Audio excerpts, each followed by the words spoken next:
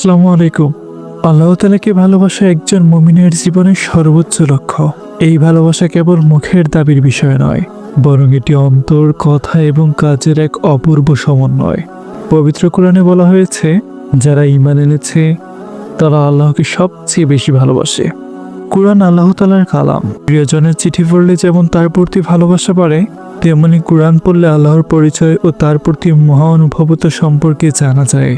অর্থবোধে কোরআন পাঠ করলে আল্লাহর আদেশ নিষেধ এবং তার অসীম রহমতের চিত্র হৃদয়ে গেঁথে যায়, যা তার প্রতি রহমত বাড়িয়ে দেয়। আল্লাহকে ভালোবাসার দাবি প্রমাণের শ্রেষ্ঠ উপায় হলো তার রাসূল সাল্লাল্লাহু আলাইহি ওয়াসাল্লামকে অনুসরণ করা।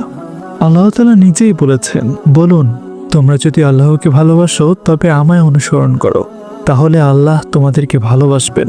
প্রিয় নবীজির প্রতিটি কাজ, আদর্শকে নিজের জীবনে ধারণ করার মাধ্যমেই আল্লাহর সন্তুষ্ট অর্জন করা সম্ভব। যাকে ভালোবাসা হয় তাকে বেশি বেশি স্মরণ করে স্বাভাবিক। সারাদিন সুবহানাল্লাহ, আলহামদুলিল্লাহ এবং আল্লাহু আকবার পাঠের মাধ্যমে অন্তরকে আল্লাহর স্মরণে সজীব রাখা যায়। আল্লাহ আমাদের যে অসংখ্য নিয়ামত দিয়েছেন, সেগুলোর জন্য কৃতজ্ঞতা প্রকাশ করলে আল্লাহর প্রতি ভালোবাসা ও আনুগত্য বৃদ্ধি পায়। ফরজ ইবাদত তো বাধ্যতামূলক, কিন্তু নফল ইবাদত হলো আল্লাহর নৈকট্য লাভের বিশেষ সোপান।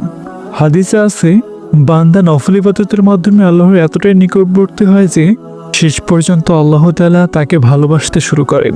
বিশেষ করে শেষ রাতে তাহাজ্জুদের নামাজ আল্লাহর সঙ্গে সরাসরি কথোপকথনের এক অনন্য সুযোগ করে দেয়।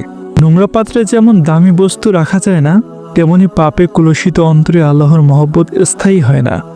তাই ইচ্ছাকৃত গুনাহ বর্জন করতে হবে এবং অনিচ্ছাকৃত ভুলের জন্য দ্রুত তওবা করতে হবে, কারণ আল্লাহ তাআলা তওবাকারীকে ভালোবাসেন। আল্লাহর ভালোবাসা পাওয়ার অর্থ হলো দুনিয়া ও আখিরাতের পরম শান্তি লাভ করা। আমরা যখন দুনিয়ার সব কিছু চেয়ে আল্লাহকে অগ্রাধিকার দিব, তখনই আমাদের হৃদয় তার নূরে আলোকিত হবে।